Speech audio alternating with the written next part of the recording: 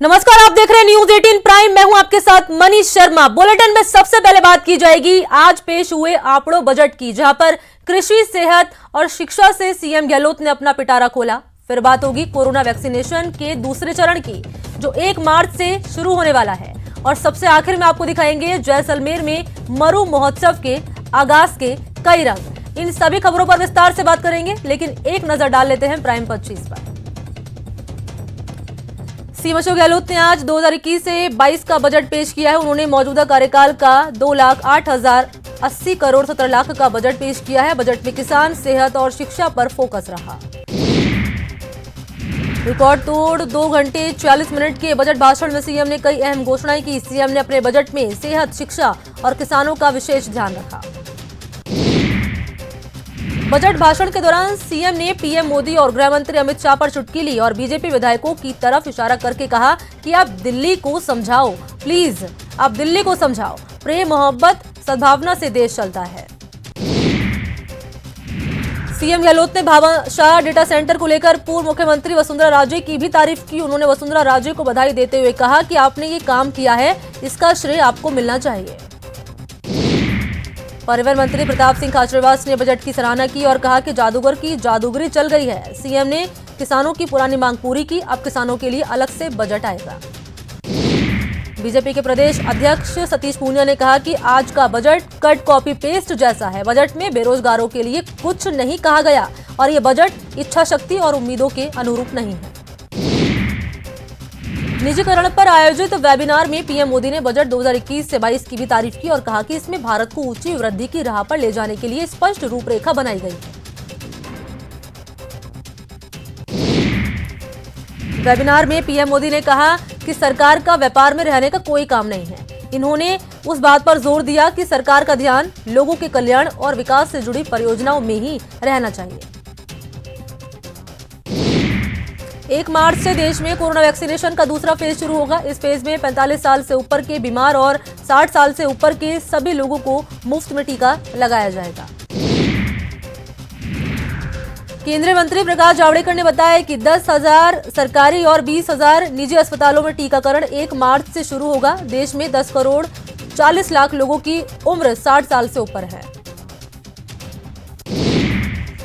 कांग्रेस नेता कपिल सिब्बल ने राहुल गांधी को नसीहत दी और कहा कि हमें मतदाताओं का सम्मान करना चाहिए, चाहे वो उत्तर से हो या फिर दक्षिण से। वोटर्स समझदार होते हैं।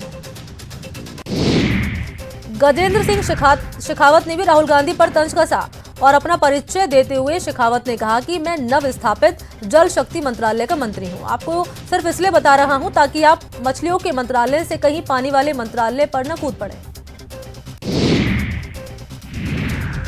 राजस्थान हाईकोर्ट के जस्टिस मनोज गर्ग ने रॉबर्ट वाड्रा से जुड़े मामले पर सुनवाई से इंकार करते हुए मामले को दूसरे बेंच में भेज दिया है। मनी लॉन्ड्रिंग मामले में ईडी ने उन्हें हिरासत में लेकर पूछताछ करने की अनुमति मांगी थी। करौली के टोडा भीम के करीरी गांव में 25 फरवरी यानी कि कल से विशाल किसान महापंचायत का आयोजन होगा। किसान महापंचायत को राष्ट्रीय किसान के नेता राकेश टिकैत संबोधित करेंगे।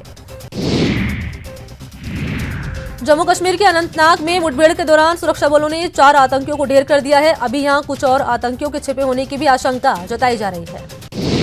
जयपुर एयरपोर्ट पर कस्टम विभाग ने बड़ी कार्रवाई की है। कस्टम विभाग ने एयर अरबिया की फ्लाइट से जयपुर आए यात्री से 18 लाख रुपए के मोबाइल फोन और एसेसरीज जब्त किए। कांस्टेबल भर्ती परीक्षा 2019 मामले में हाईकोर्ट ने अहम फैसला दिया है और डीजीपी और भर्ती आईजी को निर्देश दिए हैं कि भर्ती परीक्षा का स्टेट मेरिट जारी किया जाए। भीलवाड़ा में मांडल बस स्टैंड चौराहे पर बाइक की आपसी टक्कर में 2 युवकों ने एक युवक की बेरहमी से पिटाई कर दी। सूचना पर पुलिस मौके पर पहुंची। दोनों युवकों को हिरासत में पुलिस ने ले लिया। सवाई माधोपुर में एसीबी ने बड़ी कार्रवाई की है और तहसील में रिश्वत लेते हुए पटवारी को 2000 की रिश्वत लेते रंगे हाथों गिरफ्तार कर लिया। करौली में एसीबी ने स्वामी विवेकानंद राजकीय मॉडल विद्यालय के प्रधानाचार्य समेत एक अन्य अध्यापक को ट्रैप किया है। दोनों पर बिल पास कराने की एवज में रिश्वत मांगी गई और 1 लाख की रिश्वत मांगने का इन दोनों पर आरोप लगा है। राष्ट्रपति रामनाथ कोविंद ने अहमदाबाद में बने दुनिया के सबसे बड़े cricket stadium Narendra Modi stadium का उद्घाटन किया। उनके साथ गृह मंत्री अमित शाह भी मौजूद रहे। भारत और इंग्लैंड के बीच टेस्ट सीरीज का तीसरा मैच अहमदाबाद में खेला जा रहा है। पिंक बॉल टेस्ट में टॉस जीतकर पहले बल्लेबाजी करने उतरी इंग्लैंड की पहली पारी 112 रनों पर सिमट गई। भारत की ओर से अक्षर पटेल ने सबसे ज्यादा 6 विकेट लिए हैं, वहीं आर अश्विन ने 3 और ईशांत शर्मा के खाते में 1 विकेट आया है। जवाब में उतरी टीम इंडिया को 2 बड़े झटके लगे। शुभमन गिल जोफ्रा आर्चर की गेंद पर क्रोली के हाथों आउट हुए हैं, वहीं 11 रन उन्होंने बनाए। इसके बाद बल्लेबाजी करने आए चेतेश्वर पुजारा भी ज्यादा देर क्रीज पर टिक नहीं पाए। स्वर्ण नगरी जैसलमेर में मरुधरा के कई रंग देखने को मिले। इसका आज शानदार आगाज हुआ है। यहां 27 फरवरी तक देसी विदेशी पर्यटकों का जमघट लगा रहेगा।